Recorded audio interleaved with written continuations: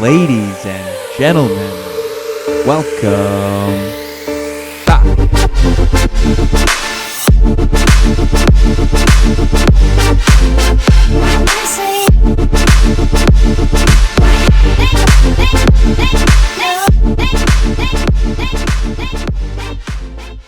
And we got talking about Thomas Bassis, and he goes, "Oh yeah, no." I said, "Oh, I've always wanted to do an event with Thomas because he's such a great guy. I loved him when he was at the Cal Club. We used to have him up to Ontario as a speaker. He did that beautiful reno at the Cal Club. So apparently, one night when I was drinking, I volunteered for this event, and I completely forgot that I did it. Like, just really. Anyway, so a week, no, not even a week, like 4 days before everybody's to fly into Cabo San Lucas, I get this text on my phone, and it's a whole bunch of random numbers, but I see Chapman's number on there because it's in my contacts.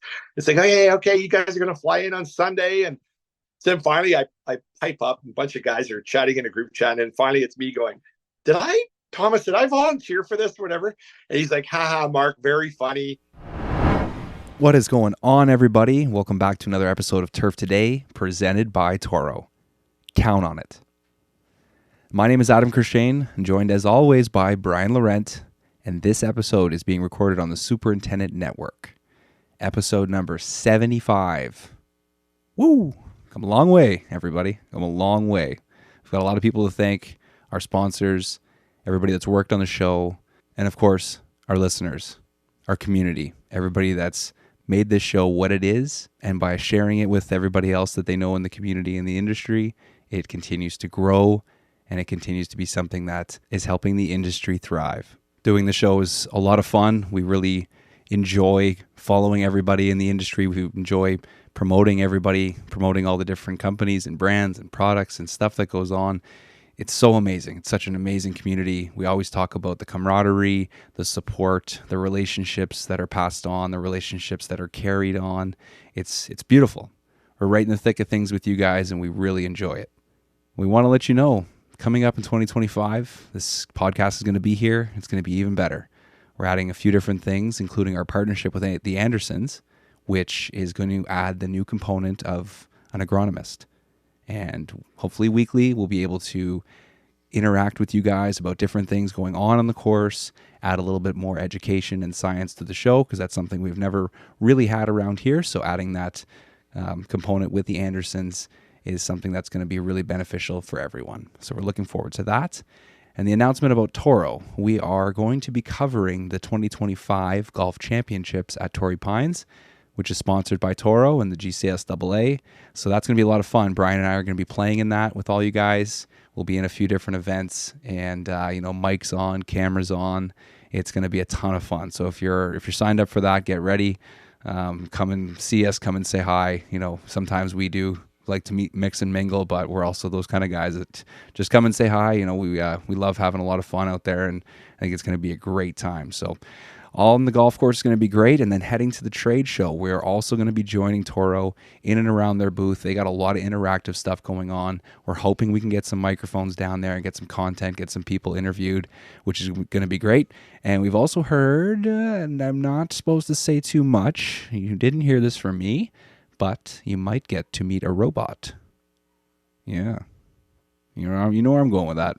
So that'll be fun. We're looking forward to everything that's going to happen at the show with Toro and everybody down there. So if you haven't gotten your reservations for your flights and your hotels and everything, get on that, because like we've talked about before, that stuff's going to book up, and you're going to be trying to play catch up, and it's going to cost an arm and a leg. So get on it now, believe me. Also, right now, we have sales going on in the Superintendent Network store and the Turf Today shop. Bunch of new stuff too that landed. I know there's a few different things coming from the Superintendent Network, but the Turf Today shop is rocking right now. We've got a bunch of new stuff. This everything is being sent out very quickly, so it's being made and shipped to you really quickly. We lowered the prices on some things. We got a little bit of feedback that some of the stuff was too expensive, so we lowered the prices on a few things. We've talked about that before. It's just we're not trying to make any money off of it. It's more about getting the logo out there and getting that stuff done. We had a few problems originally with the store, trying to get it set up through Canada, And most of the people that are ordering things are from the States, and then there's some surrounding countries, including Canada, that people order from. But moving the store down to North Carolina was one of the smartest decisions we've made, and it's been really good for us, and it's been beneficial for everybody in the community that's ordering, having to pay a little bit less for shipping. So get on there, order some stuff. We love seeing people sending us pictures of them wearing their Turf Today gear, whether it's at work or on the course or just out with their buddies and friends. That's the best. So check out all that merchandise, get some swag. We love seeing you guys rocking that stuff. I need to connect Brian now. And of course, if you haven't figured it out yet, Mr. Prieur, Mark Prieur, is on for his third time, and he is a absolute treat. So get ready for him whenever he does decide to get here. He is back. How was vacation? It must have been nice to just relax and break away for a week. Yeah, it was nice to get away for a little bit. So fresh off the boat last night, or I guess yesterday, and back home and back right back at it, man. Yeah. I noticed you were able to unplug a little bit, which is always nice. Yeah, I really didn't have much of a choice. I was too cheap to buy the internet package on the boat, so just went without it for a while. And Nice. yeah, it was good. How you holding up? Everything good with the fam now? Yeah, we're in a pretty good Yeah, routine. Yeah, it hasn't yeah, been too bad. There's courses closed, and we're just yeah, mainly doing tree work right now and taking care of the baby and getting Will to school and having yeah. all the fun we're having. So it's been good. Good, good. I was digging around in storage today. Look at this old man. You remember this thing? Oh yeah, look at that. Is that the one that dances and everything, No, sings I and mean, dances? he used to dance when I was a kid, but not anymore. He doesn't work. But it's so Yeah. funny. I've had that my whole life, and now here we are. We have a Greenkeeper podcast. Still got the gopher kicking around. I love it. Oh, what happened? There we go. That's awesome. Things in the turf world are kind of slow right now. It seems like a lot of people, courses are closing, a lot of tarping, and kind of just lean staffs. Yeah, that time of year, so lots of irrigation blowout, snow already making its way in. Yeah, people are putting it to bed, man. It's wild every year start when you start seeing the snow videos come in from different places and just white Right? courses, and it's like, oh no, it's here I again. know. I know. Yeah, it's crazy. This year went by fast. I feel like I say that every year about this time, right? It's like what just happened? But yeah, man, it's crazy to think that people are putting them to bed. We'll probably still have a couple days like in the 70s here in the next, 2 or 3 weeks. Get some Thanksgiving golf out there or something, but it's winding down. It's hmm coming to an end, my man. But we're still wondering if we're gonna have snow for Christmas because we haven't Yeah. we haven't had anything yet. People are still trying Really? to decide like, do we put our snow tires on? But it's like 7 or 8 degrees Yeah. Celsius here every day, so it's still above zero, so it's not really freezing. It can get cold at night, but I don't know. No snow Yeah. yet. So you're fairly mild then? What do you get in the winters? Do you average a bunch of snow each year, or is it Oh yeah, just yeah. Where okay? we live, Okay. like it's snowbanks as high as your car, and you're shoveling every day, or you're in big trouble. So it's Yeah. yeah, it's just kind of where we live in Ottawa. It can get pretty snowy. 4 hours west of us, and you go to Toronto, and they don't really get too much snow. They're closer to the Lake Ontario, and they just don't really get the snow. But down where we are, a little bit more of a valley and a corridor, and we get hammered. Yeah. So haven't seen anything yet. Get some insulation for the golf course then over the winter. Yeah, some people tarp, some people just let it happen. You get so Yeah. much snow, it's such a big blanket that you do get some ice here and there, but it's usually not too bad. Good. Good. Yeah. You guys don't go out and shovel the greens off. Depends what course you're at. Yeah. Depends the budget and the staff and stuff. Some places will clear stuff off pretty early in the spring just to get stuff going. Some people will have straw or bubble wrap underneath the tarps, or they'll have vents and blow air with backpack blowers throughout the winter. So there's certain things that you can do, but it's kind of depending on what grass you have, where you're located, and what Yeah. people have done in the past, I guess. Yeah. Gotcha. Yeah. Very cool. I know, like our old course, we would do everything. I'd be on the golf course as an assistant every single day in the winter. And it was beautiful because you're out there. It's just a blanket of snow all over the golf course. It's quiet. There's nature, wildlife, and the course I'm working at right now, like we basically just shut it down and leave the greens, spray the greens, leave them the way they are. And, we're doing a whole bunch of tree work and stuff right now. We're going to have a couple big burn piles out on the course. So be the first time I've Yeah. ever seen that happen. Yeah. Yeah. You gonna take some firewood home then for the Oh winter? my gosh, man, we got this one older gentleman that works for us and he just loves the tractor, loves the backhoe. So we keep bringing, big piles of brush and logs and stuff to him and the pile just keeps getting bigger and bigger and I keep going back to this pile. It's like as big as a house right now. Really? Holy moly. How many Yeah. trees have you guys cut down? Well, the problem was the superintendent that was there before, I shouldn't say superintendent, but the crew that was there before didn't really clean up. They would drop trees or trees would come down, they'd move them, and so the forests are just a mess. So you hit balls Yeah. into the woods and everything's overgrown.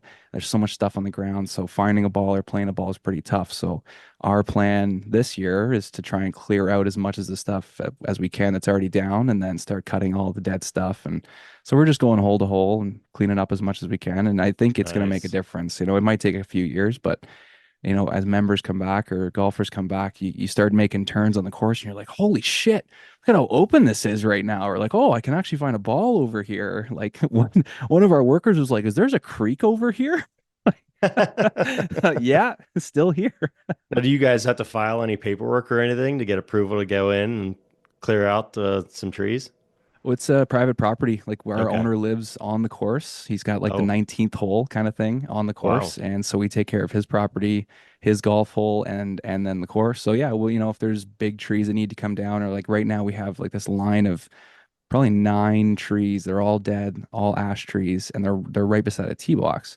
So we're saying we should take these down. We'll plant some different stuff, but we should take these down. And he's saying, well, what about the safety risk of the balls and everything? And we're saying, well, what about the safety risk of a tree coming down on the tee? So it's Yeah, just that's going more of a back and liability. forth. Yeah. Right, right. So it's a bit of a back and forth, but it's his property. So if he, Yeah. if he gives us the approval and it's go ahead. Yeah.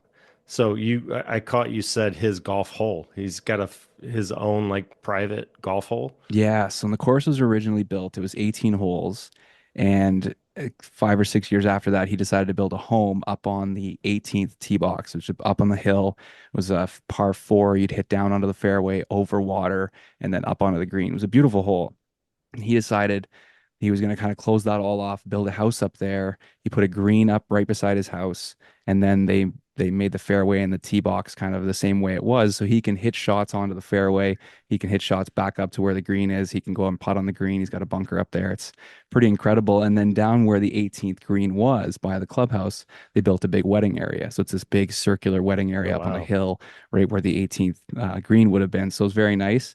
And they had the space kind of behind the clubhouse to dig out the woods and build a proper 18th hole so you could wrap around and actually play 16, 17, 18. And then this guy's got his own 19th hole. So it's a really, really cool setup the way he had That's it. awesome. I've That's never seen awesome. it before, and I'd always seen it on like Google Images or Google Earth. And you're like, how the fuck does that work? Like there's 19 holes there, but the green's beside his house. Like there's no way he'd let people hit balls up to right Right. beside Right. his windows. So when I That's nuts. working on the property, I actually get to go up there and he's, great family, great guy. And it's kind of cool to live on the golf course you own. Yeah. No, that's everyone's dream, right? They can own Yeah, their is golf. that definitely the dream? Yeah. That's awesome. Did he forget he's coming on today? I texted him Yeah.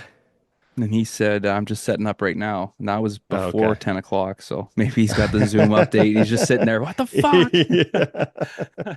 Which is so funny because that happened last time. Oh, really? Yeah, like last time we had him and the other guy, John Lamoureux, on together, and they were in a basement together in 2 different rooms. And Mark got on right away, and John couldn't load it, so we were just chirping the fuck out of him. And then he comes on and he's talking, and we're pretending like we can't hear him. So he's like, "Oh, what the fuck?" Slams the computer.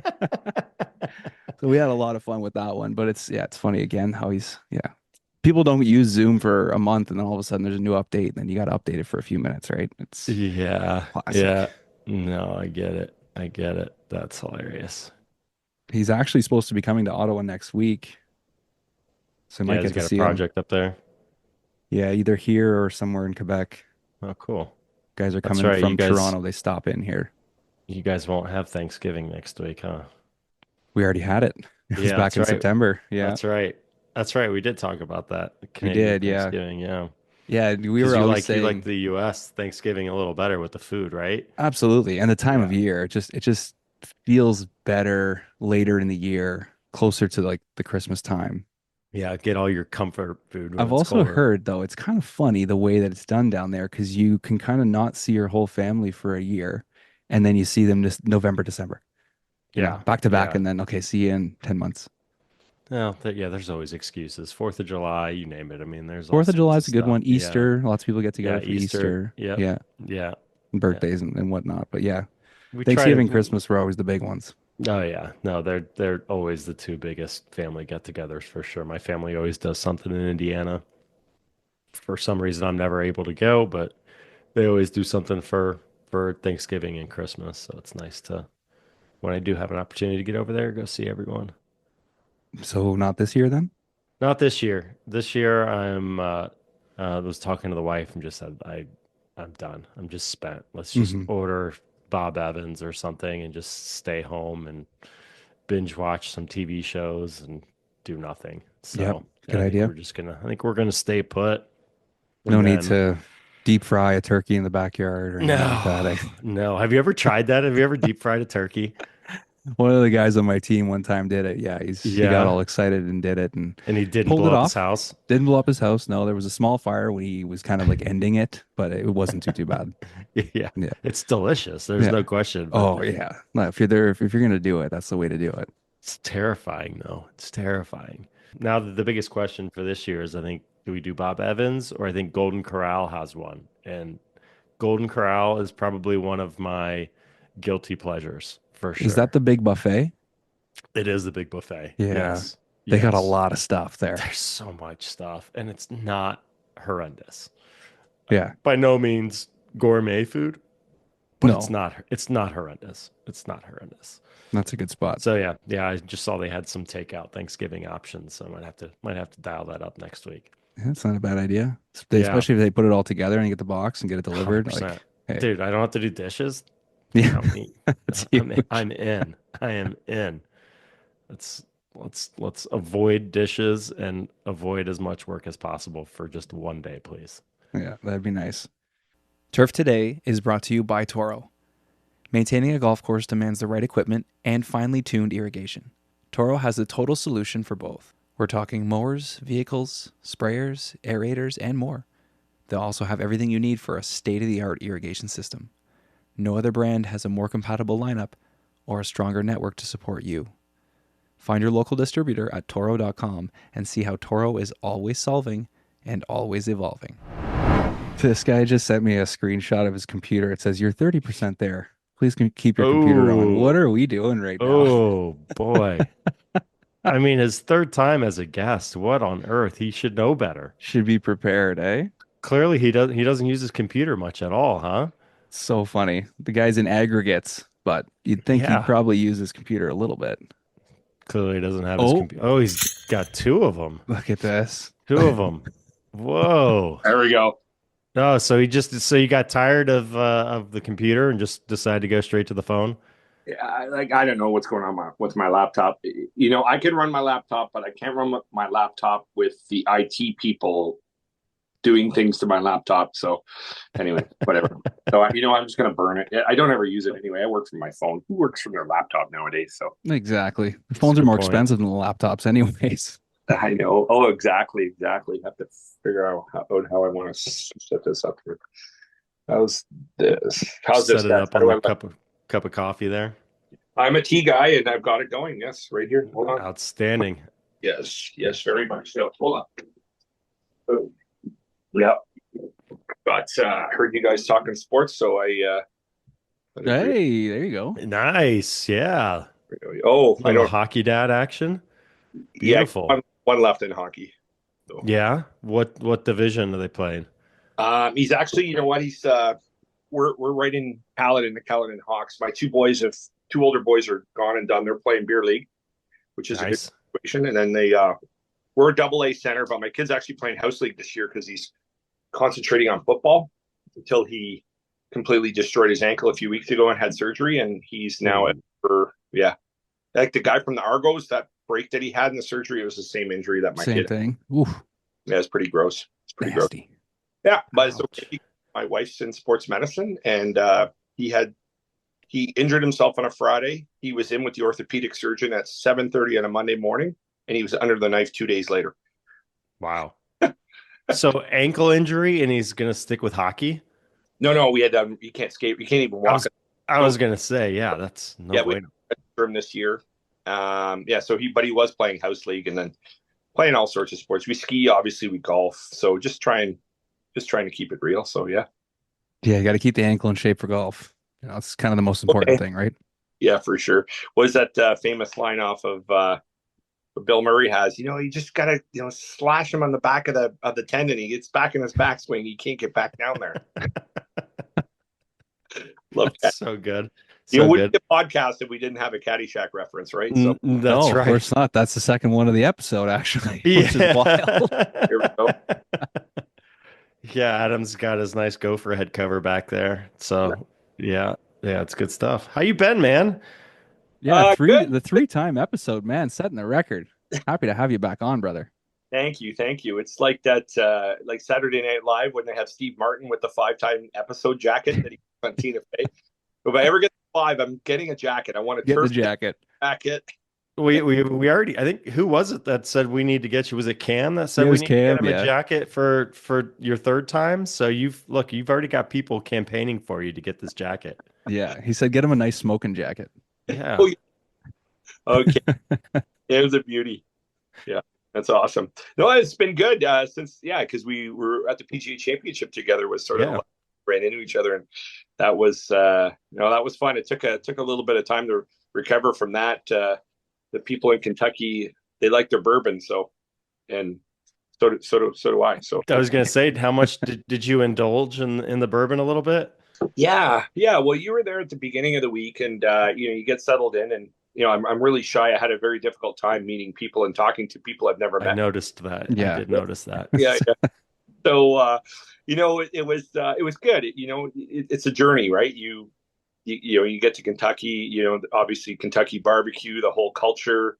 To Cary State, which was awesome because a couple of us we really liked our firearms, so we went to a shooting range, and then but then when it came to bourbon, it's like there's just so much to do. You can go high price point and low price point, and it was so good. But then towards the end of the week, we're like, so what bourbon do you guys drink? And it was funny because everybody pretty much just drank Evan Williams Barrel Select. It was like a $30 bottle of bourbon. People was like, no, that's we can't afford to drink $200 bottles of bourbon every week and cut grass for a living. I don't know how much money you think we make down here. But, Well, it's like wine, right? I mean, you can find a reasonably priced bottle that's just as good as, that really high end one. I mean, there's all sorts of good stuff out there. that's the challenge, right? That's the fun of it. Walk into a store and grab a bottle of Chateau Neuf de Pape at $300, and that's fantastic. Yeah, well, that's the easy part. It's like trying to find that whatever. In Ontario, we were very communist on how we handle our liquor laws here. So it's like $28, $30 for a decent bottle of wine. It's like in the States, that same bottle's like 2 for $20, right? So that's no, don't get me started on our communist provincial liquor laws here. Yeah, the Liquor Commission. Well, I was in Quebec last weekend. I just love how they put beer on sale. That's just the shit. I mean, Adam, you got the luxury of being in Ottawa. You can go across. It's right there. Yeah. Yeah, I got to drive 4 hours, 5 hours to get to the border. So whenever I go to Quebec, I stock up. So yeah. Yeah, you got to load up. It's whatever they have the most of in the store. They just start throwing to the front and putting big sale signs on it. So you just walk in, you're like, what am I drinking today? Oh yeah. But I don't know. It's still not as cheap as the beer can be in the States sometimes. Oh Christ, no, not even close. Not even close. You got to spend 48 hours in the States to do that. So that too, yeah, that too. Were you bringing some bourbon home from the championship then? Oh God, yeah. Which was crazy because the year before, like how we actually got into the PGA Championship was when we worked the Travelers the year before. So the assistant Phil Vineyard from Valhalla came in and had volunteered at TPC River Highlands, and he was the guy that got us on the bourbon in the first place. So when he was in Connecticut, he's like, there was one day we were going out golfing with Kevin Doyle and Mark Westy and stuff. Actually, Westy was hosting that day at his place, great golf course.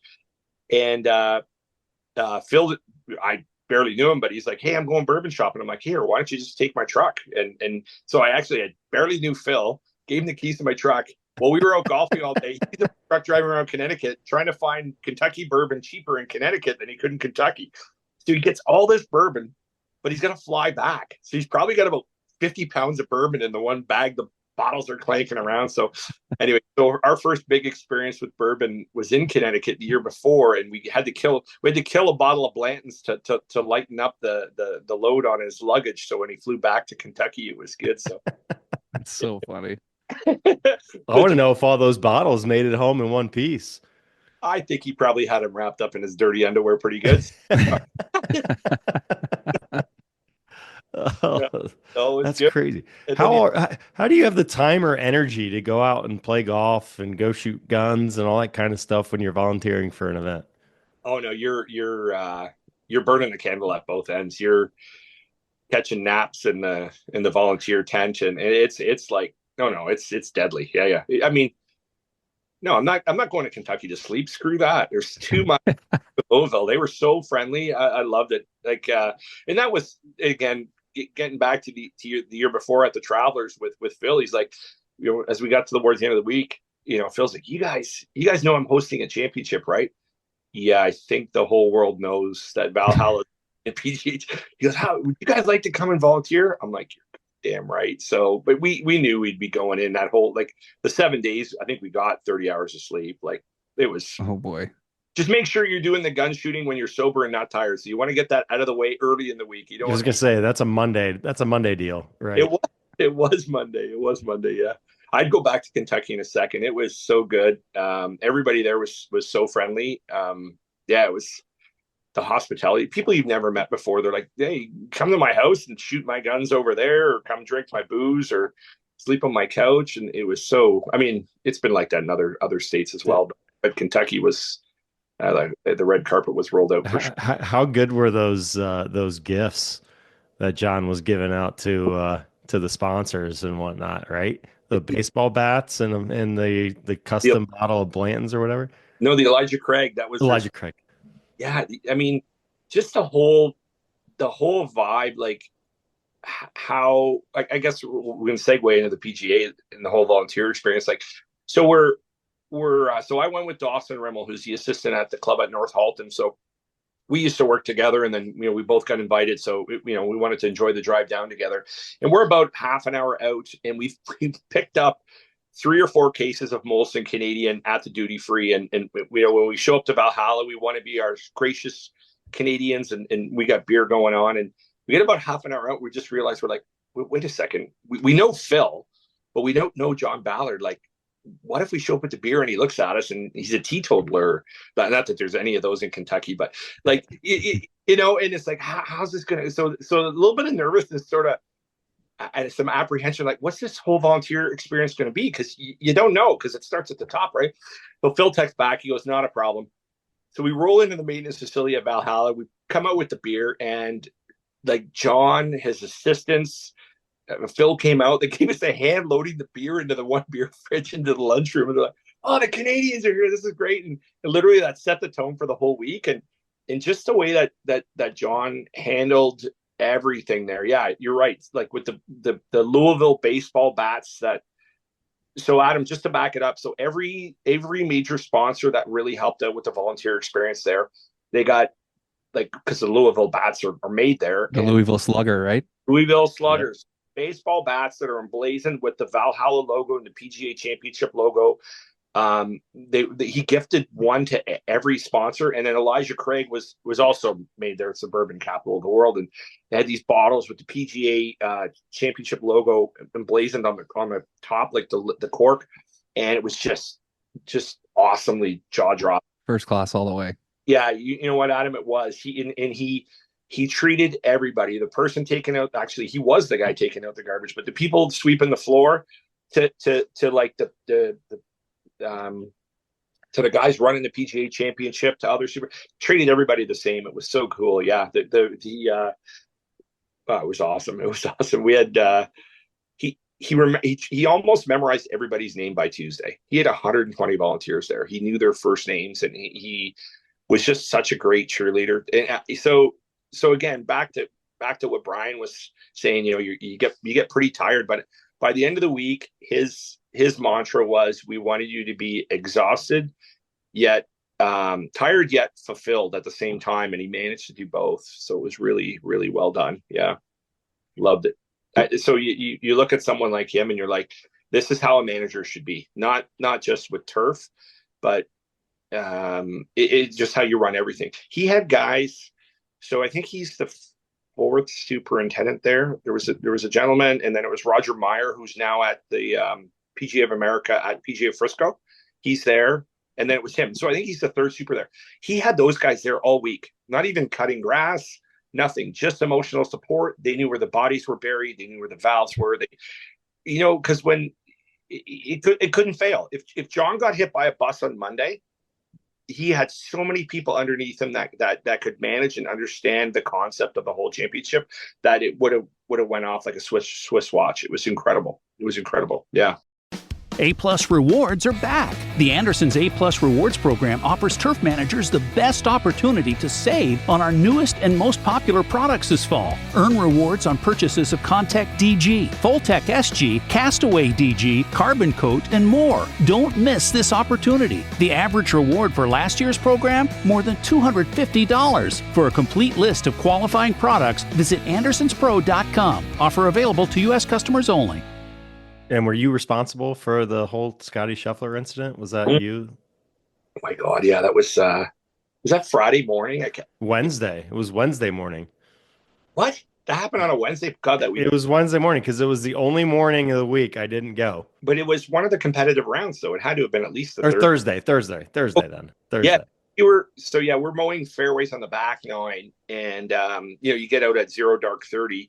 The headlights are going, but then the sun starts to come up. But that morning was different because this layer of fog, like you see in an M. Night Shyamalan movie, like it just it came in so heavy. We actually stopped to take pictures, and basically the pictures were just whiteouts. It ended up turning out terrible. So we finished in the order that we mowed. I think our last fairway was 16, and so we get done, and our lead comes up to us, and he goes, but we were wondering where all the fans were, because when you come around 13 and where the Elijah Craig booth was and all that, that's where all the spectators were coming in. And so we wanted to get 13 mowed before all the spectators would kind of get in our way.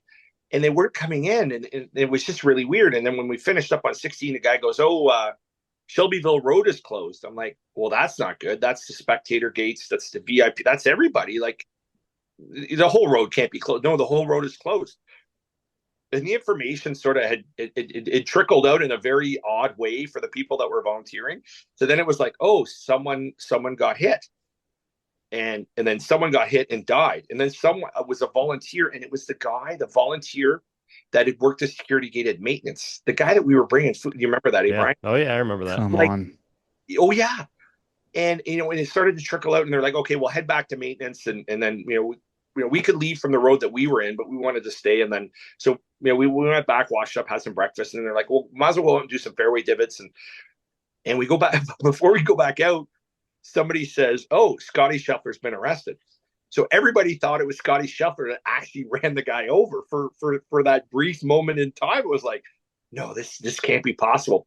And then about 20 minutes after that, it was the video had surfaced, like where he was getting arrested. Everybody's seen that video where he gets the cop, overzealous, rental cop, jumps across the hood, and you're going downtown, and then that's I think Roger. So Roger Meyer, like he worked for the PGA of America, so he was side by side with Kerry Haig, who ran the tournament. They were always around, and that morning Roger was in just grabbing a tee, and he's like, oh, that's not going to go over good. I guess the story goes is in the back seat or in the next car over was the guy of the VP of marketing for the PGA of America. So he also got it on video. And then the owner of Valhalla now is waking out of bed. And you can just imagine, you ever seen that movie, The Green Book, where the guy drives the black guy all around? Yeah. Great movie. And then they go into jail, and then they have to call Bobby Kennedy and get out of jail, right? Yeah. So I envisioned that same kind of thing. Gotta get him out. where the owner of Valhalla is like, wake a judge out of bed. Yeah. And then, so apparently drove Scheffler from jail to his tee to back to Valhalla himself, the owner of Valhalla. Wow. So I envision that it probably went down like that. So I guess someday they'll probably make what happened. That's going to be a 30 for 30. Yeah. Oh, Yeah, it'll question. have to be. Yeah. That'll be a 30 for 30. That's going to be an epic one. and then he shoots 68. He birdies the first hole, bogeyed the second hole. He birdies the first hole. He shoots 68. I love it. Then everything else that came out around it. I mean, Xander ended up winning the tournament, which was totally awesome. Saws off Deschambault by one. But is the tournament going to be remembered for that? Or is the tournament going to be remembered for that's the one that Scheffler got arrested at? So I guess only time will tell, or ESPN would be like that, right? So yeah. I love how somebody had the T-shirt of his mugshot like that morning. They were out on the course and they did not take long. USA, right? They were. Can we make money off this? How are we going to do this? You went straight to another tournament or something though. Shortly after that, didn't you? Would you go to Canadian Open? Yeah, that was not long after. Yeah, there might have been like a week gap. Yeah, that's right. There might have been a couple week gap. Yeah, so Canadian Open was at Hamilton Golf Club.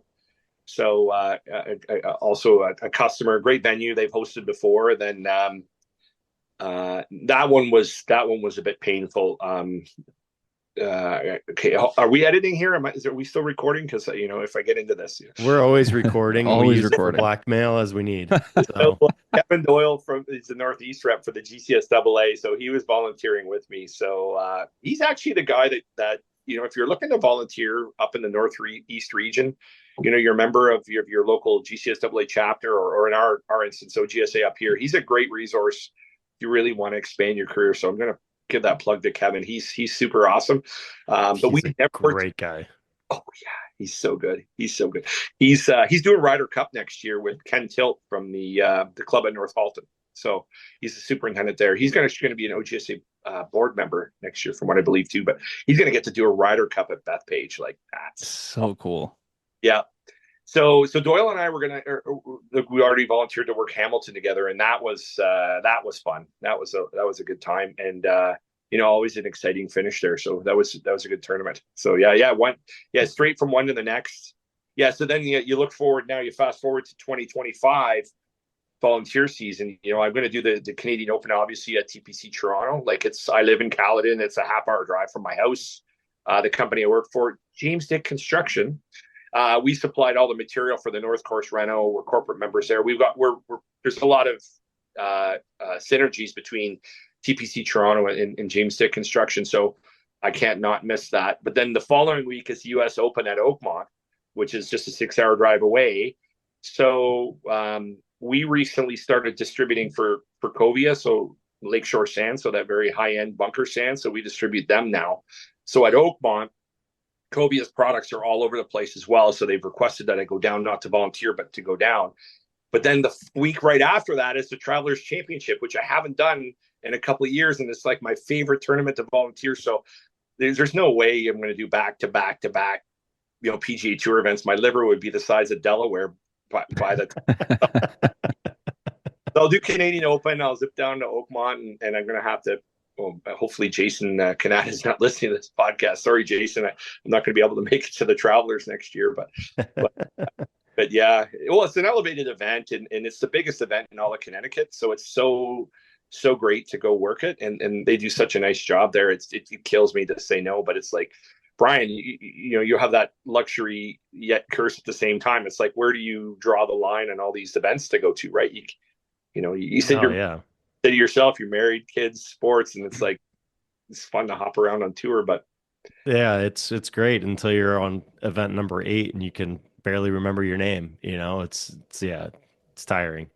It is fun. I mean, you meet some great people.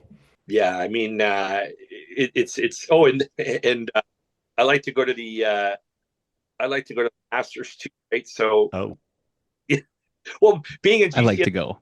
Hey, it's just an odd event you can just go to if you want to. Oh yeah, sure. How could you not go? The Masters is like the best ever. Like, I mean, I don't go there to volunteer. We just go and take it all in and buy the merch and the garden gnomes and head back. But yes. you're right. And And then then you're right. Then there's the then it's Ryder Cup year. You know, like are you gonna? I mean, I'm not going to Long Island. Forget that. The traffic and the whatever. But you know, like you, Brian, it's like I'm hoping to. But then again, you hope to, and then when you go, you're like, oh my god, Long Island, like holy shit, you know. So it's just the traffic and the everything about it. But once some events are worth it. Yeah. So Bob Weeks, he's our media guy for TSN Golf in Canada. It's like our ESPN. So I talk with Bob from time to time and whatever, and they have their favorite places to go on tour and their not so favorite places to go on tour. And I've heard that about Kiowa. Like to get out to Kiowa is like the most. It's a hassle. Yeah. It's like one road. It's that little going out to the key and whatever. So, and then here I am sitting there going, "Are you fucking for real? Like really, Kiowa? Like that's a pay." Most people cut off all the fingers on their hand to go to Kiowa, and he's like, it's a bit of a pain in the ass and whatever. Yeah, it's the people that do it for a living, right? That have to think about all those logistics and all that kind of stuff. Absolutely, they certainly have a different perspective on some things. I agree. Yeah. The good thing about covering turf, though, is that you're usually driving to the course at like 2:30 in the morning, 3 o'clock in the morning. So traffic usually isn't a big deal. So the afternoon shift sucks to get into for sure. But yeah, the more you're right. That's a good point, Adam. Yeah, you get there at 0:30. No superintendent has ever complained about their drive to work, like ever, like because they're there before everybody else. It's when the members and golfers and other idiots start showing up and wrecking it for them. So yeah. So you mentioned the Masters, then you have your Class A. Yeah, well, yeah, I was a superintendent forever, and I had my Class A already, and then they have a weird loophole. Well, not a weird loophole, awesome loophole.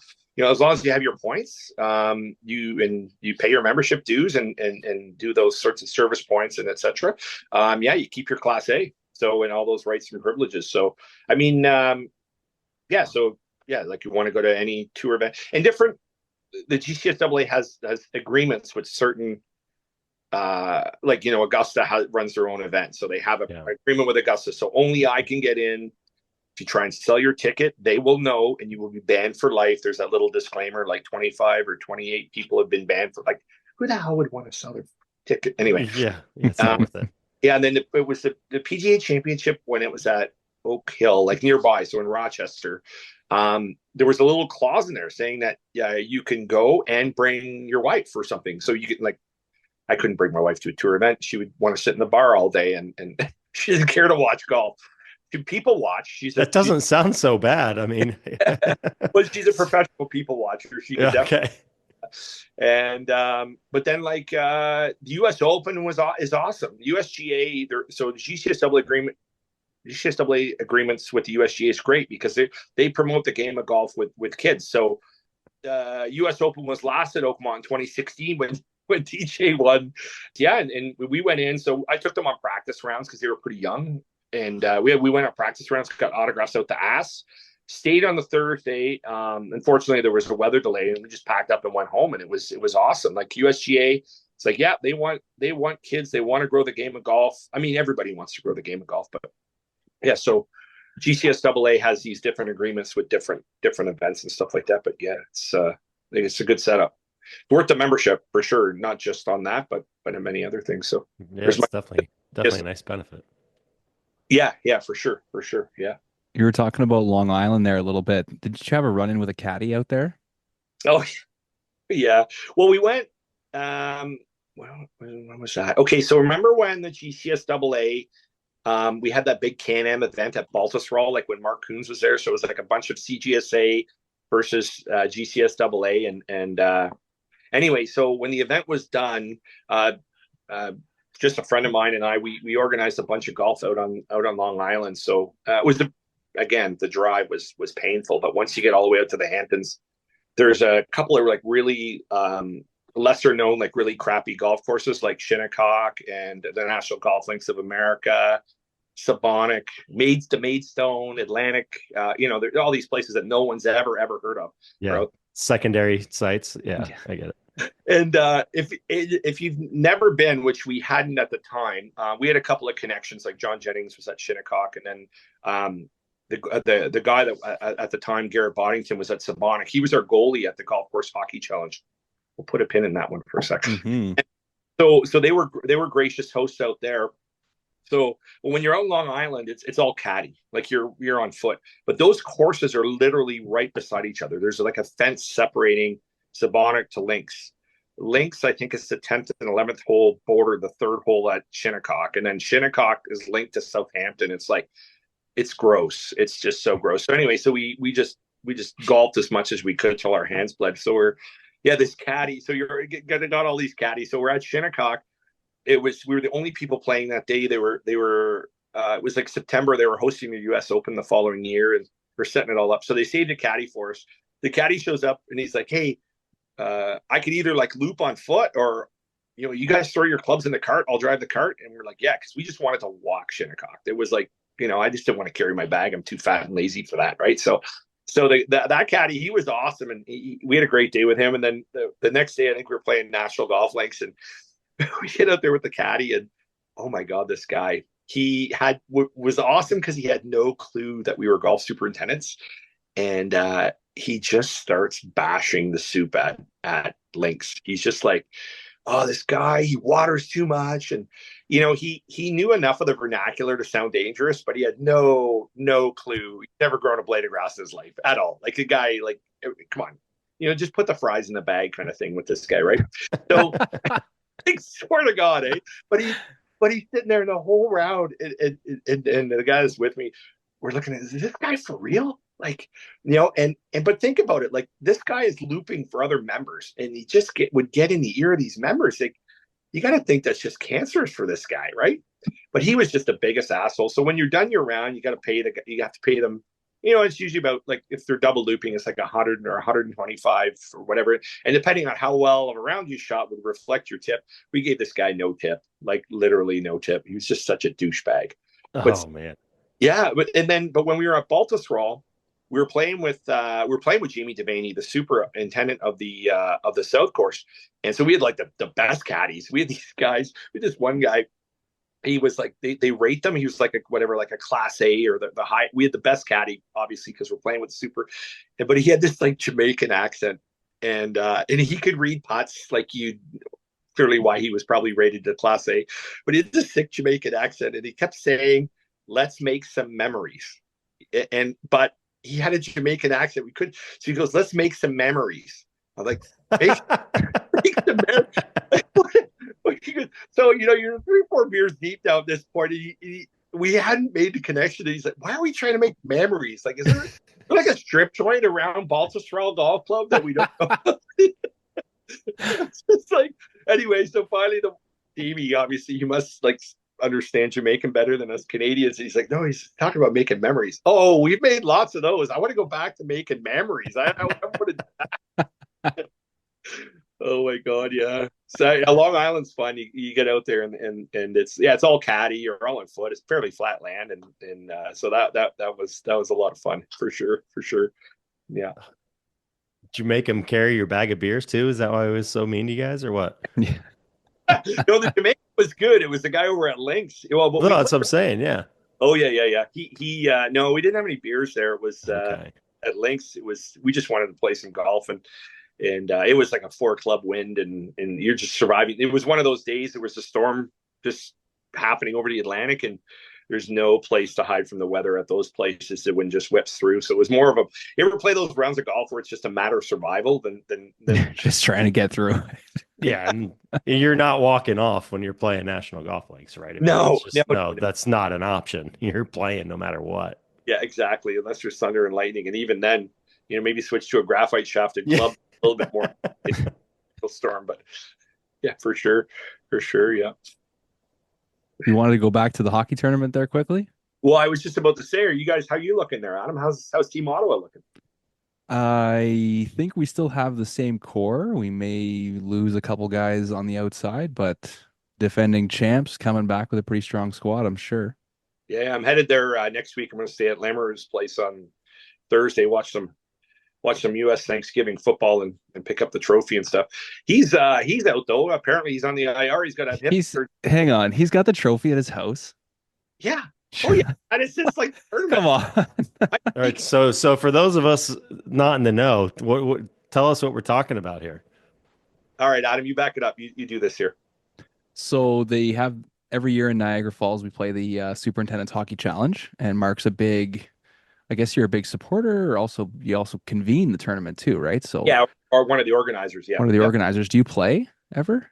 Yeah. Well, I mean, play is a really loose term in what I do there, but yeah, I participate. Participate, yeah.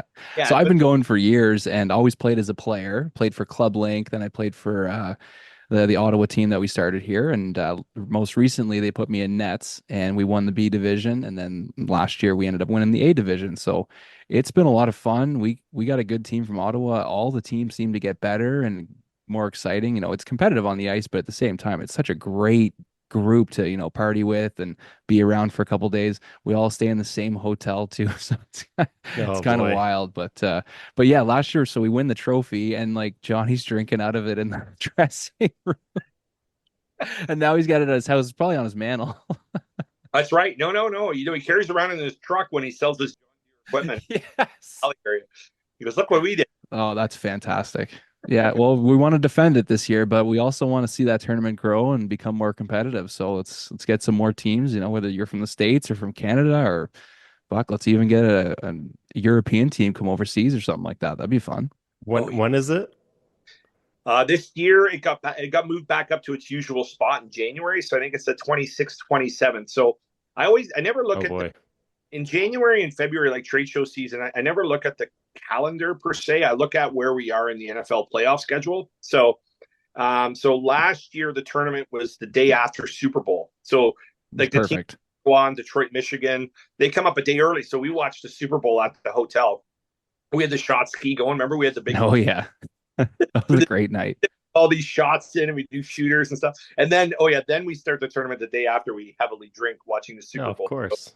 So this year, the tournament's back. I think it's the 26th, 27th in Niagara Falls, Canada. And it's the day after the AFC NFC Championship. So then we're going to have two games. Yeah. Perfect. So double the trouble on the Sunday. We'll be good to go. So it's going to be right before GIS. Yeah, I'm going to have to go home and do all the chores for 2 days boy. before getting back on the plane. Yeah. Oh, boy. And then, which was good because the OGSA show would traditionally be the week just before that. But because the OGSA and the Canadian Golf Superintendents Association are running a joint show, it's like the last week of February. So there's a bit of a gap when they come back from Christmas, at least for the Ontario area. I don't know when the OBTA does their thing. The Ottawa Valley, when do they do their show? I thought it was usually a little bit earlier. Yeah, it's in November or something, isn't it? Earlier in January, I believe. Oh, okay. We'll have to look that up and bring that up. I haven't renewed my membership. I got to get that done soon. Absolutely. Yeah. So the Golf Course Hockey Challenge, Brian, it's been going on for, I think we're almost at 30 years.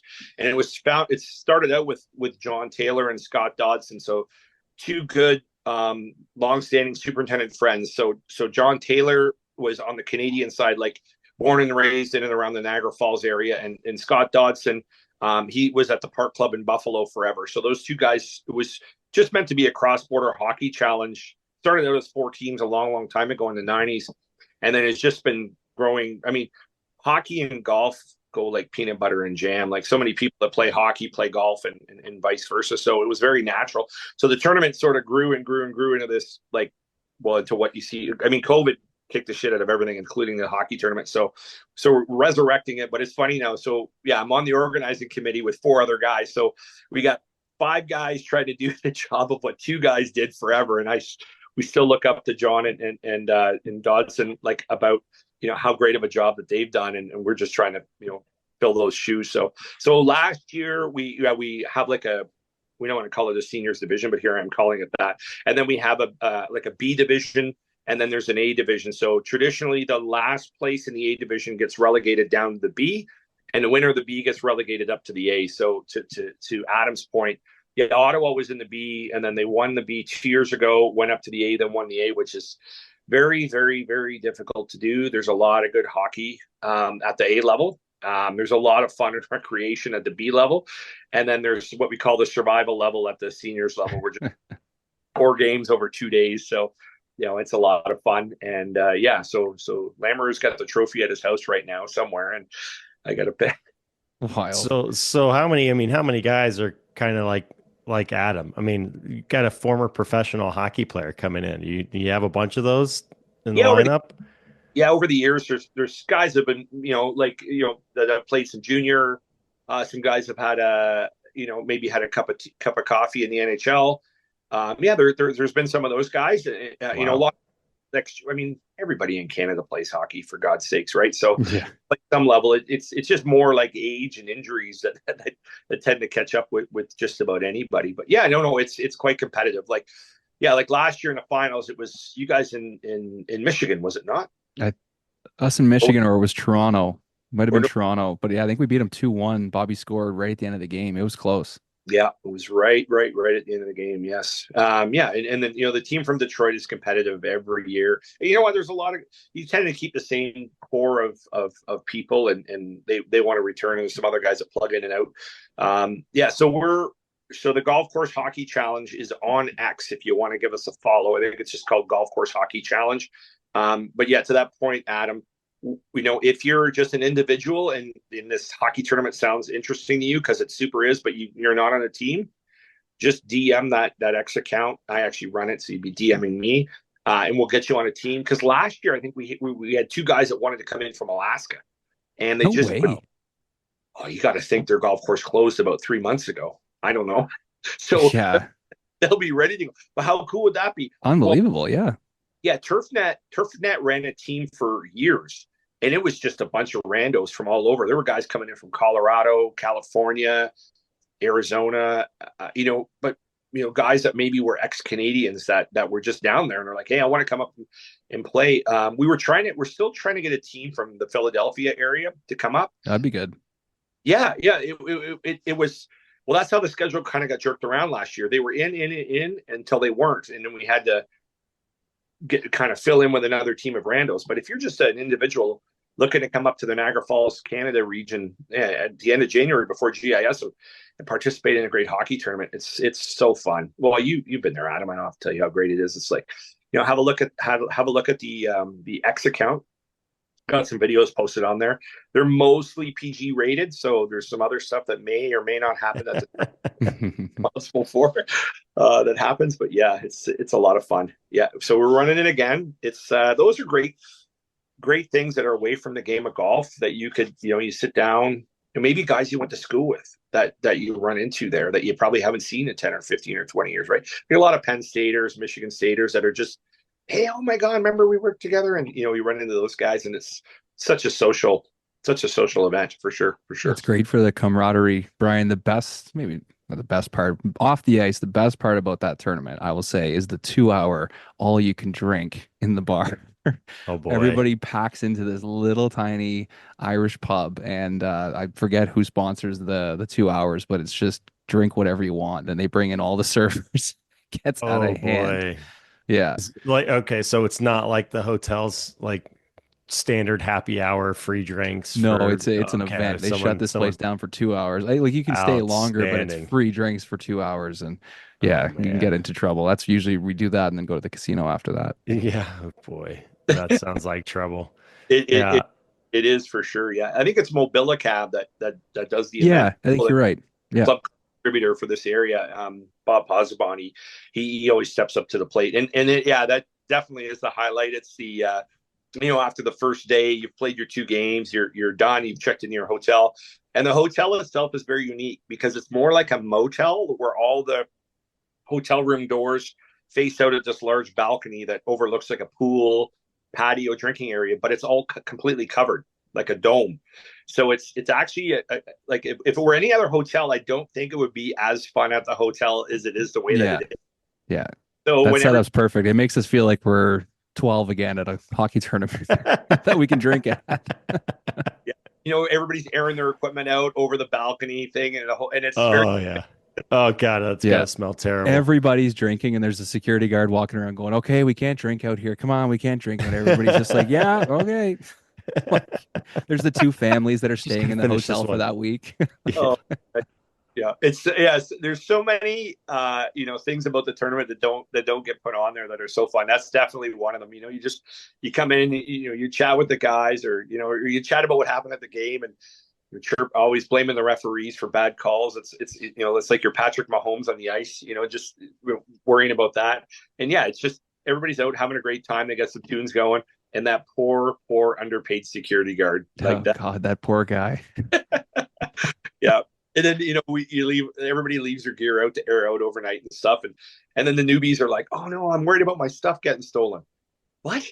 You know how bad that smells? Nobody's gonna want to steal that. Yeah, He's taking right. that stuff. Yeah. No, it's a lot of. The only thing missing from the tournament would be mini sticks, in the hallways. If we could figure out an area for mini sticks, yeah, I got the nets, so we could do that. They've got to have a conference room right there at the hotel or something, right? Yeah. Maybe. Sure. Well, they added that room that has the simulators. There's like 4 simulators in there now, so we could potentially do something with that. Oh boy. Yeah, that's always a good time. Too much fun. Yeah. We're gonna have to make a point of getting up there to that one of these years. There'd be some good content. There'd be some really good content. Yeah. Doing a Surf Today podcast, right? Oh my gosh. That would from the tournament with the pads on. That would be an absolute blast. So close to the show. That's hard for me. I usually end up going to the show like the Wednesday before and settle in and do all that kind of stuff. So it could be a tough time, but yeah, it sounds like it's worth it. Definitely a 48-hour recovery from that tournament. So for sure. My God, that's crazy. Yeah. Is there anything you're not involved in, Mark? I mean, you go to like all these different events, you're running hockey tournaments, you're here, there, and everywhere. I mean, geez, man, you're a busy guy. Thank you. No, I you know what? I'm a people guy. I enjoy, like, again, the 2 guys I'm chatting with right now. I would have never met you guys had I just sat in the back row and not did anything, right? So you come off as an introvert, Mark. I don't. Yeah. True, yeah. You and Matt Gorley, 2 introverts. Oh my God, Matty. Oh man, that guy's pain in a bottle right there. Anytime we get to messy. I haven't talked to him in a bit. Yeah, he's not at Colbert Hills anymore, right? He's out west. He's in Boise now. Yeah. Yeah, he's an Idahoan. Yeah, he's got to be careful when he goes to those trade shows because he's got so many of those volunteer badges underneath his original badge. He's going to start tripping over his badge. That's going to happen, right? So. Yeah, that's what we call them ribbons. We're on a little text chain. We just all call them ribbons in that thing because it goes down to his ankles. It's crazy. Yeah. What about Ryan Surratt? Because he wrote in saying Markey sets the world record for words said in a day almost daily. Oh my God, Brian! Thanks. Yeah, I think that guy. I'm gonna shoot him when I see him next. Yeah, whatever. I talk a lot. For those of you who have maybe met my wife or whatever, she's a saint. She manages to put up with me. So I'm like a border collie. I'm all over the place. I'm like, yap about this. There's nothing I won't talk about, Adam, which is why I'm on this show, I guess, right? So yeah. You're a great guest. Yeah, for sure. That's why you're on it for the 3rd time. Yeah. You were talking about the text chain earlier, and it reminded me of what happened to me a couple of weeks ago when they had that Champions Tour event down in Cabo San Lucas, like right down it was El Diamante Golf Club. So Bass, this is the PGA Tour agronomist that does that event. And I guess about a year ago, I'm with so Chris Chapman's at Camelot Golf Club, so up in Adams area, up near Ottawa. He volunteers a lot of stuff too. And we got talking about Thomas Bassis, and he goes, "Oh yeah, no." I said, "Oh, I've always wanted to do an event with Thomas because he's such a great guy. I loved him when he was at the Cal Club. We used to have him up to Ontario as a speaker. He did that beautiful reno at the Cal Club, and he'd just be a great guy to do a tour event with." So apparently, one night when I was drinking, I volunteered for this event, and I completely forgot that I did it. Like, just really, really. Anyway. So not even a week, like 4 days before everybody's to fly into Cabo San Lucas, I get this text on my phone and it's a whole bunch of random numbers, but I see Chapman's number on there because it's in my contacts. It's like, "Hey, okay, you guys are going to fly in on Sunday." And he starts talking about the logistics of this Champions Tour event. This is like only a couple weeks ago. I can't remember the sponsor, the name of it. So I start Googling it. I'm like, and then I'm looking, and I look back on my history or whatever. I'm like, so then finally I pipe up, and a bunch of guys are chatting in a group chat, and finally it's me going, Thomas, did I volunteer for this or whatever? And he's like, haha, Mark, very funny. Yeah, you did like 8 months ago or something. And I'm like, I gotta fucking get this Cowboys. How am I gonna tell my wife they're gonna spend a week in Mexico? So I start Expedia, like going on Google, checking out flights and stuff. And I'm like, oh man, I could do this. I could, as long as I fly down, it's gonna be a good event. I couldn't make it work because my son had actually a really terrible football injury. He ended up going in for surgery for his leg. He's, like I said, he's all good, but it's just like you get yourself into trouble sometimes when you drink. Like at least I do anyway. Like, yeah, I had a friend of mine. He's paramedic. He's paramedic, like forever, retired guy. Toronto paramedic services. So you can imagine some of the shit he's seen. I was drinking with him one time, and he says to me, he goes, Mark, he goes, I've seen a lot of stuff. I've pronounced people dead. I've given birth to babies in cars. He goes, I can attribute everything that I do in my profession to two things: alcohol and gravity. Right. So I'm just thinking, yeah, I volunteered for this tour event when I was drunk, and now I'm not showing up. I don't think Thomas is ever going to want me back for another event. I don't know. So That is classic. 8 months later. That's funny. Oh my God, yeah. I'm like, am I supposed to do this? Chapman's now Chris Chapman's got me in a side chat going like, are you fucking serious, Mark? You're not going? I'm like, no, I don't. I think I was kidding, or I did it. So did you text Thomas directly and say, hey, I want to? Okay. And then I said in 2025, you'll have me. I'll go down. I'd still love to do a tour event with him. Like that guy he's so chill. I mean, actually, you look at all the other good tour agronomists out there, like PJ that comes up, and he's a great guy.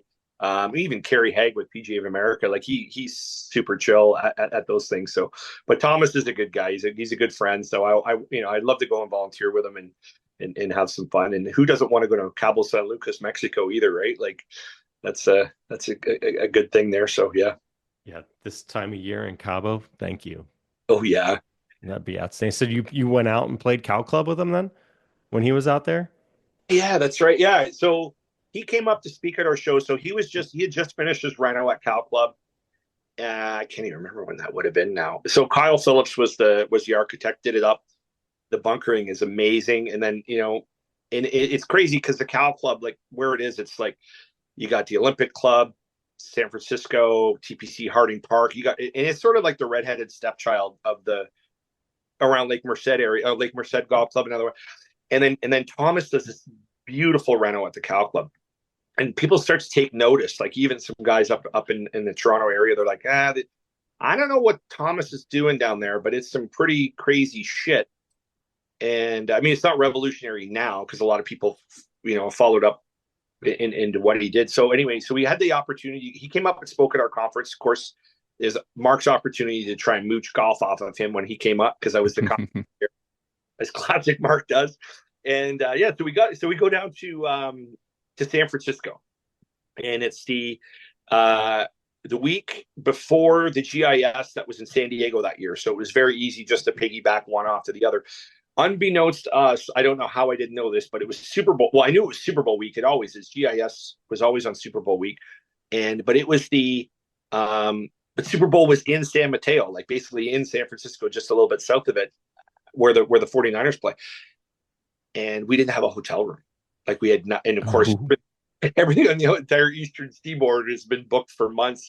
So we land at San Francisco Airport, and Bassett was out on a golfing thing. He was playing at like Half Moon Bay or Pebble with a bunch of other guys. And so the GM is Glenn Smickley at the Cow Club, and we're given his contact. And so onto this magical golf trip that we didn't even know was going to happens.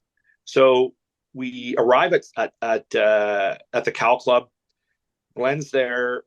He knew that we were two Canadian superintendents coming in to play some golf. And he was very flattered. The whole golf course, they have a very small membership. I don't even think they have 300 members. They were flattered that two Canadian superintendents flew in and wanted to play the Cow Club sort of over Olympic Club and TPC and San Francisco Golf. Presidio is even up there, like, so they're like, wow, you guys wanted to come and play here. Thank you so much. And they were so proud of the reno that they did. And it is beautiful. Like, it's so good.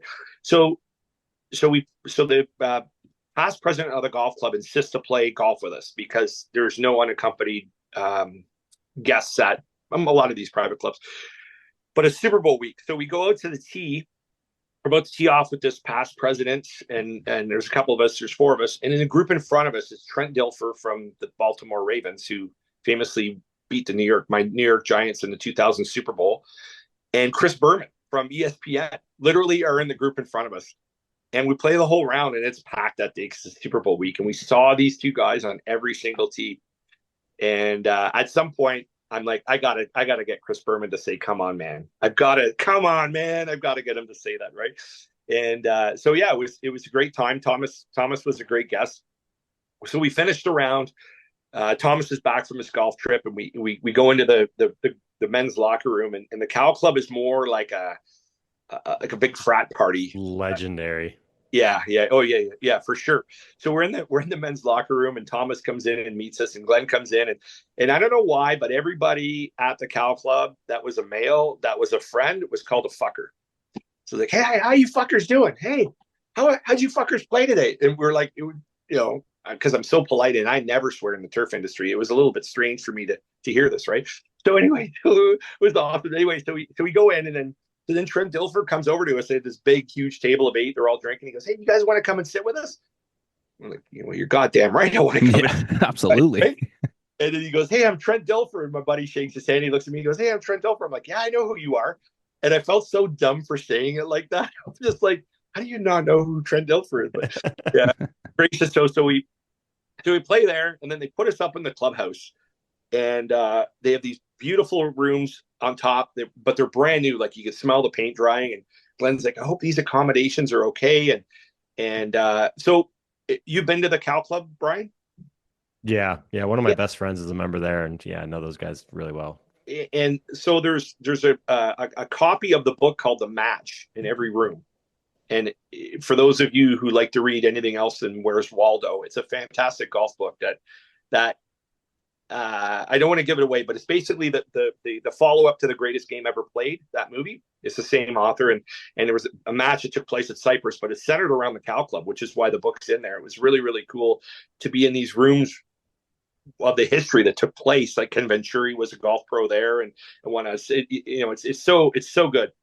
So but we're in the clubhouse at night, and there's no one in there. Like you go in and you just walk around. So we go into the back end of the men's locker room, which looks like the greatest sports bar ever. And the member the day before, he goes, "Well, if you ever go in and all the coolers are locked, the draft taps are unlocked." So Okay. Oh yeah. Oh, we only had a couple, which was so good, and just sitting there watching the sports highlights. And you're on the West Coast, so you're on West Coast time. There's no more games to be watched, and knocking back a couple beers. So we spend a few more days, and we fly out on the Friday because we got to get down to San Diego for the GIS golf tournament. And but our flight was later on Friday. We woke up and it was like, okay, do we go to the airport early, or do we try and mooch 9 more holes in at the Cow Club? I mean, we're already there. How could we not do this? So we go in, and the assistant pro by this point, because we'd spent 3 or 4 days there, he looks at us and he goes, "You guys are trying to get out for like a quick 9." And of course it's packed. It's Friday morning of Super Bowl weekend. And, like Tom Brady's a member there. Tom Brady's parents are members there. Like there's all these NFLers that are members there. And he just looks at us. He goes, "You fuckers better get to the tee then." Like no guests though. So just my buddy and I, we go out, we play 9 holes, and the driving range tee is after the 8th green, but before the 9th tee. It's in not a lot of land to work with there, so it's in there. Anyway, so we're driving from 8 to 9, and Trent Dilfer's there. He's getting ready. He's a scratch golfer. He played that whole Super Bowl week. He played every morning, and then went on the NFL Network to broadcast every night. Got into his jacket and tie and did his thing. So anyway, so he sees us driving from 8 to 9, and he kind of waves us down. He goes, "Hey, I thought you fuckers were flying out today." I'm like, how does everybody know the whole itinerary schedule of 2 Canadian super? It's bizarre. Anyway, we're like, "Oh no, we're not flying out for bed." He goes, "I hope you fuckers are having fun. Hey, there's someone I want you to meet. Hey, Larry, come on over here." He goes, "Hey guys, this is Larry Fitzgerald from the Arizona Cardinals." Wow. Yeah. It's like golf is like the greatest industry to be in the world, where he's just have shit like that happens. Anyway, so Larry comes over. He's got his hair into that Rasta bun thing going. I can never have hair like I got this hair, but I don't have hair like that. And you know, and he's jacked. He sits but slim receiver jack, and he's so tall. It's like, holy shit! It's so cool to meet these pro athletes in person, right? He just comes over and regular dude. He's like, hey guys, like how you doing? It's like he's happy to meet two Canadian superintendents. Yeah, that's so cool, and you totally can see it at that place because it is just such a relaxed environment there. And like you said, yeah, you get into that men's grill room, and it's just so much fun. That's what I was going to ask. Did you roll the ball? no. I didn't do that. And then there was what's that? The dice game they play, the liar's dice or whatever. They were betting on the. Yeah, I stayed away from that. I didn't play that one. I did the ball roll though. Yeah, well, I don't make enough money to bet on shit like that, right?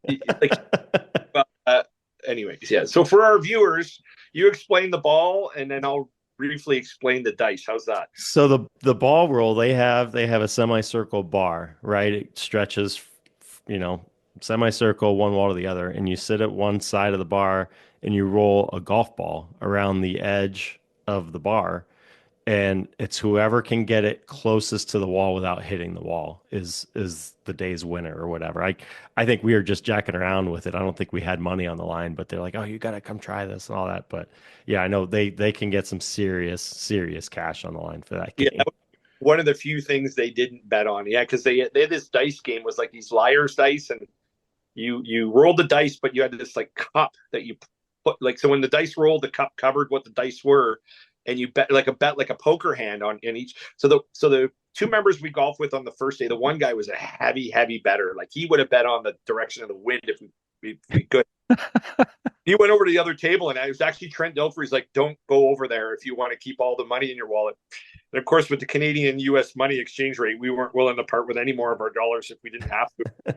And those guys, they were like, yeah, there were Benjamins on that table for sure. They were going like crazy. It was like, fuck, that's out of my league. It was awesome. It was awesome. I'd go back in a sec. Yeah. So Javier was his assistant, who's now the Javier. Yeah, he's a super nice guy there too. Yeah. Oh, phenomenal. Like you said, yeah. I mean, they're so welcoming. It's just such a great vibe. I love going out there.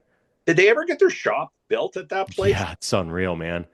It's unreal. It's literally like I feel like I'm walking into like Apple's headquarters. I mean, it's glass, very very corporate, commercial looking. You know, all the assistants, everyone's got their Mac or their Mac desktops and all that kind of stuff. It's the cleanest shop that I've ever seen too. Like he's got, I think it's where the first place I saw, when they first opened it up, he gave all the staff, they had slides.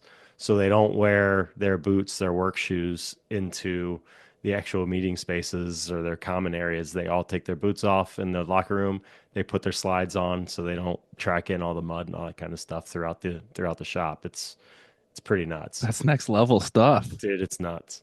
And when we were there, they were just out of like the parking lot, and you know they were long off their rental, but they didn't have a shop. And I remember, you know, we might have had a few glasses of California white wine in the room, and they were talking about it, and then they were talking about, but you know, they didn't know where to put the shop. There's just no room.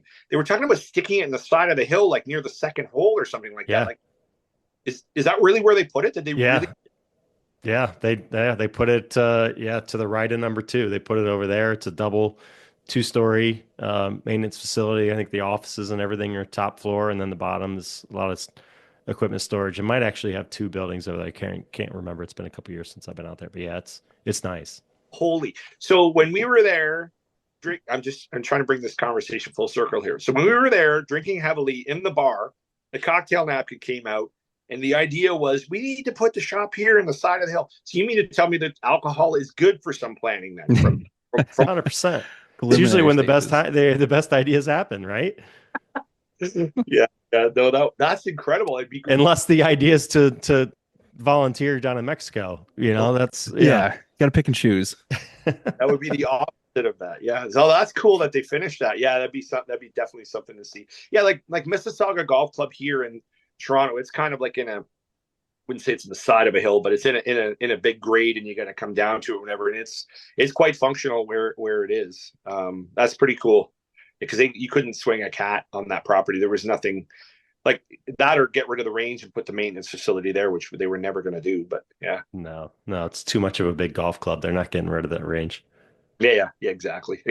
Yeah, big golfers club there. Yeah. We got a few more here from the community. Oh, Hopefully going to prompt a couple of good stories here. But Sam Taylor has a good memory of getting hit by a hard hat because the Ministry of Labor was at the golf course. who lets Sam Taylor on Instagram? Who does that? Oh yeah.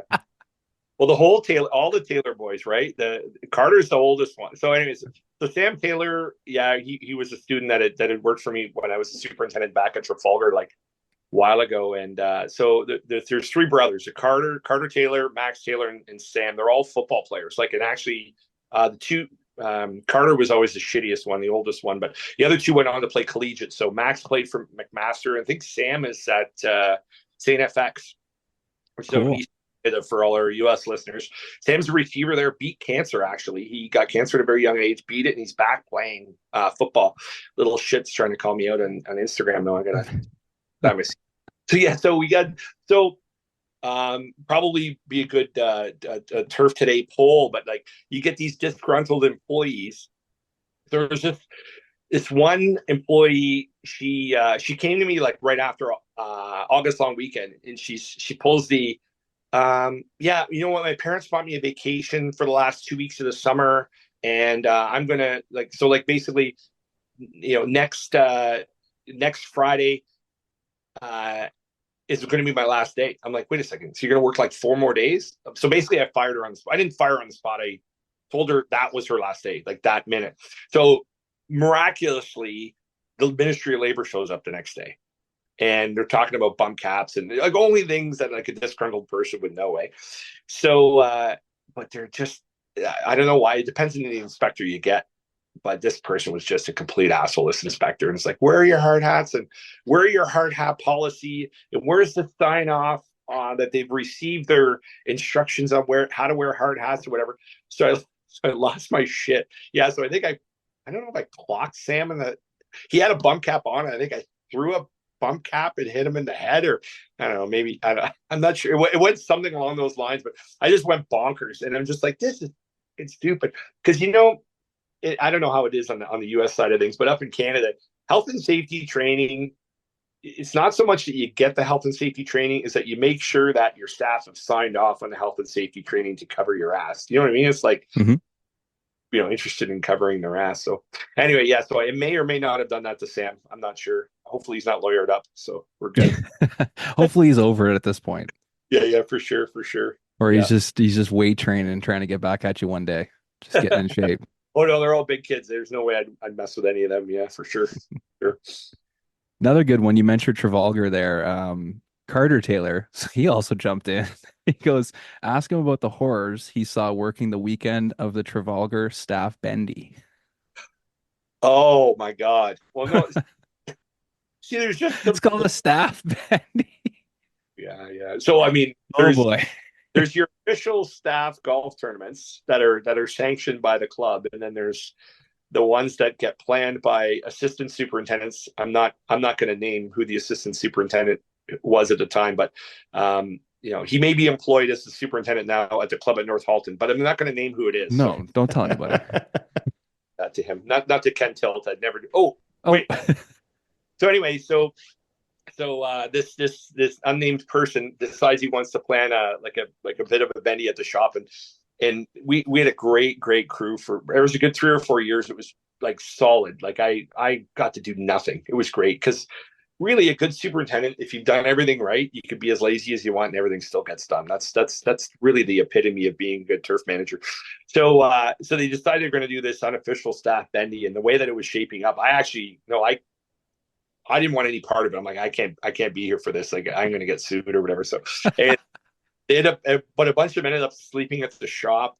I think one of the staff ended up sleeping in the back of the super tilt. Sleeping, passed out would be the more accurate word. He was passed out in the back of the super tilt. Then they had, there's all sorts of shenanigans. Anyway, so I've got to come in. Yeah, the next morning, oddly enough, it was my weekend of work. He couldn't organize a staff bendy on the other thing. And there was, and you walk into a shop, it's like, oh dear God, it's all the interesting smells at a turf maintenance facility, like the wash pit on a hot summer day, or the smell of brake clean, or like this was like beat them all. I was like, what the hell happened here last night? And so I just kind of went in with the blinders on, and I'm kicking staff. I'm like, hey, you got to get up, you got to get on a mower, you got to do this. And just one girl, she was very, very attractive, and she had to go on the sand pro, and those things travel in circles and circles and more circles and more circles. And that poor girl, she was green by the time she got to the eighth hole. Like, she was just, Oh man. like, actually, that would be another Turf Today poll, would be like, what's the worst job to do in the morning when you're hungover? I think sand pro's got to be up there. That would be up there. Probably. Yeah. Anyway, so so that was pretty. I mean, we've all done it. I mean, I just didn't do it when I was the boss. I did it when I was the student, right? So that's, oh yeah. You have to do it once to kind of learn it and realize that you probably shouldn't do it again. That's so true. So true. Yeah, exactly. We've all puked in a bunker, right? Like, it's just part of becoming a turf worker. It's a rite of passage. Yeah, exactly. Mine was the back nine T mower at Cornwall Golf Club. We sit so the club I first worked at was right on the border of Ontario and Quebec is my hometown of Cornwall, Ontario. So my friends, I don't know why I would just say no and go to bed. So we'd go to Quebec drinking for a multitude of reasons. One is the bars were open later, but Cornwall Golf Club was located on the east end of Cornwall. So on the drive back from Quebec, it's 4 a.m. My shift starts at 5. I'm like, just drop me off at the golf club, because I'm not going to go home. Like, just drop me off at the golf club. So I'd go in and get on my mower, and then at some point, you're just mowing. I'm like, should I engage the parking brake, lift the reels, get off, take it out of gear, and run over to puke in the bush? Or should I just puke while I'm mowing? Like, these are valid decisions when you're a university student cutting grass, Yeah. Well, it's a triplex. There should be a good angle. You turn your head enough, you should be able to get it all at the side. Oro brand triplexes are much better to vomit off when you're hungover than any other brand of triplexes. What a plug. I was gonna say they might use that as their next tagline or something. I don't know. Hungover, grab the red one. We'll have to share this audio with them. See, it all works. Oh my God, it was so fun. I got to play Cornwall Golf Club this year. So I left Cornwall Golf Club in 1996. Again, the gray beard, to come to the Greater Toronto area. I worked at Oakdale and Markland Wood and a bunch of those places. But before I even knew I wanted to go in the turf, I was a student at the University of Ottawa. I was working at Cornwall Golf Club in the summers, and I left there in 96. I never went back to the golf course, because every time I went back, it was always in the winter. Like, I would never have time off enough in the summer to go back to Cornwall and then have enough time away from my family to go golfing. So I never did. So I got to go back this fall, and it turns out the mechanic now is the superintendent. He's Larry McGillivray. He's been at Cornwall Golf Club for 41 years, this guy. So I call him up, didn't even think he'd remember my name. Called him up, told him I would be in the area. He was so happy to accommodate me for a round of golf there. Brought my mom's husband out, brought just a couple other buddies who went out and played some golf. And it's Cornwall is one of those unique golf clubs. It's private, but it's like poor private. Like, it doesn't really have that much money. So it's not something that gets a lot of liposuction, like you look at old celebrities now, they don't look anything like they used to look like. Well, Cornwall Golf Club still looks like it did back when I worked here in the 90s. So it was really cool. Like, you're going along, you're like, oh, I helped build that T deck, or hey, I remember, I puked on the triplex on this year, whatever, right? So, and I had such a great time playing there, of all the places, like this year, for example, go to the Masters, work PGA Championship, work in Canadian Open. Like, I was more excited to go back and play my very home golf course than I was to do all these other great things that we get to do in the turf business. It was like coming home, and I was so like bursting with pride when I went in. I was like, this is the place where I started my career. Like, I was there for 4 years, right? Just as a student digging, but it's so much fun at that place. It was great. A lot of good memories of things that I would never do now that I'm a boss, but different times. So yeah. So that's your go-to. That's your favorite then. That's the one that holds the most sentimental value for you. Well, it did, because it was mostly recent. Yeah, for sure. I mean, no, it's just great because it's your home course, right? I think a lot of superintendents, wherever they are in their career, they always look back at the place where it all started, right? I think they look back at it and they go, you know what? If it wasn't for this place, I would have, because I wasn't even in the golf business. I was just, a student that had taken economics and mathematics. Turf wasn't even an option, right? So, there, and then I worked for a real asshole of a boss there. Jim Riopel was the guy for 4 years. I think I quit 3 times and got fired twice from that guy. Like it was epic. It was, I think you told that one last time. oh, I did. Yeah. Well, yeah. yeah. If you've known Jim Riopel, they're like, oh yeah, I could believe that. I could believe that story. Yeah, for sure. No, that was good times. Yeah. Well, that was back in the 90s. The only other one I really wanted to ask you about today, which seems like it might be a bit of an all-timer, was back in 97 at Oakdale when you were an intern. Something happened with the sprinkler system or a hose, maybe? Oh yeah, that's right. So I leave Cornwall Golf Club and I was the night water boy there. So it was all manual irrigation. So I spent all the droughty summers at Cornwall at night just plugging in and out quick couplers. So it was just, and a couple of, and drinking the beer too. But I was going to ask if you had a cooler to keep you company. Oh my God. Yeah. So, that may or may not have happened as well. So I get to Oakdale, and interning there. It was a student at Seneca College for turf. And so it was my first real introduction to a fully automated electric irrigation system. It was Oakdale. So I think it was an LTC, or it was a Toro irrigation system, I might add. So gotta get that plugged in for Toro. Boom. And so anyway, you open up the satellite box, you look at the map, and you see all the station numbers, and then you can kind of plug in. And so we were watering tees behind a sprayer or fertilizer or whatever, but the first tee on the third 9 at Oakdale is basically butts up against the driving range, like very close. So you need to be very cognizant of which heads you're putting on, or you could be turning on the driving range heads and getting people wet. So anyway, so I'm putting them in, and I don't know shit. I'm an intern. I think I know everything, but it's amazing what you don't know. And so I'm at Oakdale Golf Club. So it's primarily a Jewish golf club. So it's going to celebrate its 100th year. It had a Canadian Open most recently where Nick Taylor sunk that wicked 71 foot putt. So here I am plugging in satellite numbers. And then I hit the enter button, and I look over to where the sprinkler head's about to come up, and the worst feeling in the world happens. That sprinkler head did not come up, which means that another sprinkler came up, and I plugged in the wrong number. So now I'm looking around to see where the sprinkler head that actually came up. I look 2 tee decks back to the back tee, and this sprinkler head's going. And so I hit the off button. So sprinkler head's probably run for maybe 5-6 seconds at 60, 80 gallons a minute. And there's this poor guy. He got smoked by the range nozzle, like the heavy one that comes out. Oh, no. Got the inside of his cart. It knocked him over. He's like an 80. He's the rabbi. He's the rabbi at Oakdale Golf Club. So I don't know what's the rabbi at the time.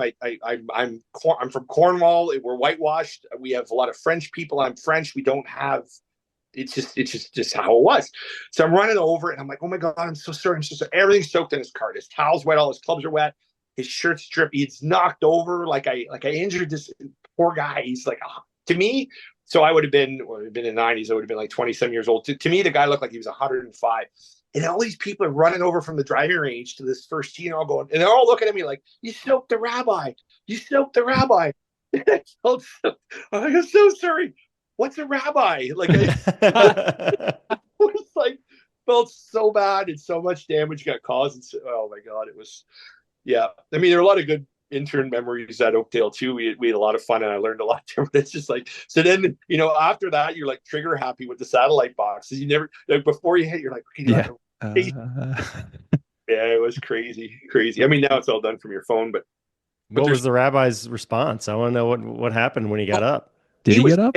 No, he was pissed. He was like super upset with me. And why did the head turn on? And then the pro shop's kind of like right there just across the road. And one of the assistant pros runs out, which is now 10 minutes later. So I've already heard from like 10 people that I've soaked the rabbi. This guy runs out with a whole bunch of towels. He looks at me, he goes, what'd you do? You soaked the rabbi. It literally sounds like a Seinfeld episode. I'm like, yeah, no kidding. Like, I'm so sorry. And I felt terrible. So I know I got my cart, and I drove back to maintenance, which is like kind of at the bottom of that first hole. And I go in, and the super at the time was Paul Dermott. And I come in, and I think I'm going to get fired. Like, I don't, like, it's just crazy. I go up to Paul, and I go up, and he knew right away that there was something clearly wrong. Like there was an irrigation break somewhere, or so. Like I had that look, like something was severely wrong. And I opened up my mouth, and the first thing in my mouth was, "Paul, I stoked the rabbi." Like I didn't explain to myself what had happened. And he just looks at me, and he just starts laughing. He goes, like, I need context. You just ran up to me and said you soaked a rabbi. Like, what do you mean? You dumped lemonade on him? Did he win the Super Bowl? And you dumped Gatorade on the coach? Like, what? You soaked the rabbi? Oh my God, it was friggin'. Oh, I just interns, get abused like that. Yeah. Those are some good memories. Yeah, for sure. Geez, I don't know. I feel like I can go for another 2-3 hours. What do you think, guys? We'll have to bring you back next. Yeah, I was gonna say episode number 4, and yeah. I want my jacket. We'll come up with something. Yeah, we'll definitely have to get you something. Yeah, this is the first third-time guest, right? It's the first 3-time guest. Mm-hmm. Oh wow! There you go. I'll get something for sure. Yeah. Oh absolutely. Yeah, to get you something. Well, Thomas has been on twice, so. Oh shoot! Yeah, so you've one-upped him now. Oh, he won't go for that. He won't go. No, he won't have that. No, as soon as this episode comes out, we're getting a text. 100%. But cool. Well, hopefully we'll definitely see Adam at the hockey tournament. And then, I'll see you next week, bud. I'll be at Johnny's. Oh shit! I forgot about that. Yeah. Yeah, I think me and Bobby are coming. I'm gonna come hang out with you guys. That's right. I'll be passed out. You said I get the couch or the day bed. I'm not sure which one it was, but yeah. Nice. Yeah, I'll definitely next week, Adam, for sure. Yeah, it'll be good. Yeah. Sounds like trouble. We won't podcast about what happens at John Lamoureux's house, though. No. Yeah. No, we can't. Yeah. We probably won't be able to get a connection going at his house. And we'll lose all our sponsors too while we're at it. Yeah. All right, guys. This was awesome. Yeah. Thanks so much for having me. It's always a great pleasure. So for sure. Well, thanks a lot for coming on, buddy. Yeah. All right. You got it. Yeah, had a blast. We'll see you in San Diego. I hope to get it. I hope to get there. We'll see. All right. Talk to you. Take care. We'll All see right, you. take care, brother. Bye. That is going to do it for us today. Ladies and gentlemen, this is our second to last episode of the year. Next week is our last, and it is a monster episode. I've said, I didn't think we'd get this guy before, but I really didn't know if we would ever chat with this gentleman. And we've already recorded it. It was an amazing interview. I've talked to a few people about it already, and they're pumped to listen to it. So next week is another heater. It's a great way to end the year and a great way to set up for what's to come in 2025. So I'm sure you'll see some teasers throughout the week. We're really looking forward to it. I can't even say anything else about it. You're just going to have to wait. All right, we'll see you guys next week. Keep those things as sharp as possible, would you?